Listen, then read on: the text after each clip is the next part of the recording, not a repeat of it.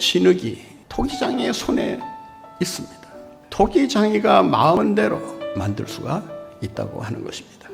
마찬가지로 이 세상을 주관하시는 이는 하나님이십니다. 이 세상에서 일어나는 생명의 문제든 죽음의 문제든 화의 문제든 복의 문제든 그 모든 것을 주관하시는 이는 하나님이시라고 하는 것입니다. 왜 하나님은 우리에게 재난을 허락하시는 것일까요? 재난을 통해서 보다 더 튼튼하고 귀한 그릇을 만드시기 위해서라고 하는 것입니다.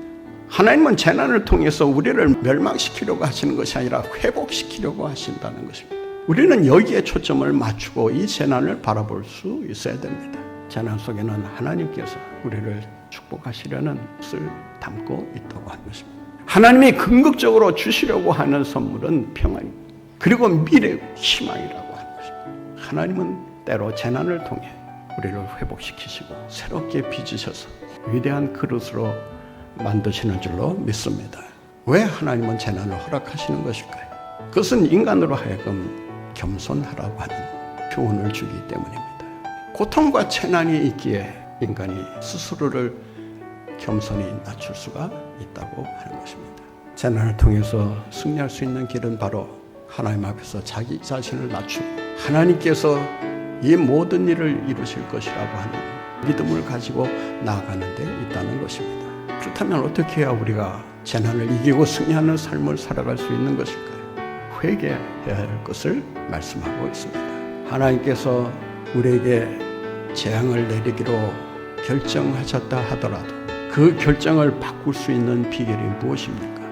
회개하고 돌아오는 것입니다. 회개할 때 하나님께서 그 뜻을 돌이켜 재앙 대신에 오히려 축복을 넘치게 부어주시는 것입니다. 여기에 재난을 이기고 승리할 수 있는 비결이 있는 것입니다. 어떻게 해야 우리가 재난을 이기고 승리할 수 있을 것인가? 하나님의 말씀에 순종해야 합니다. 신앙생활의 가장 기초가 되는 것이 하나님의 말씀에 대한 순종입니다. 어떻게 해야 우리가 재난을 이기고 승리할 수 있을 것인가? 종말 신앙으로 무장해야 합니다. 종말 신앙이라고 하는 것은 마지막에 올지라도 최후 승리는 하나님에 있다고 하는 믿음입니다.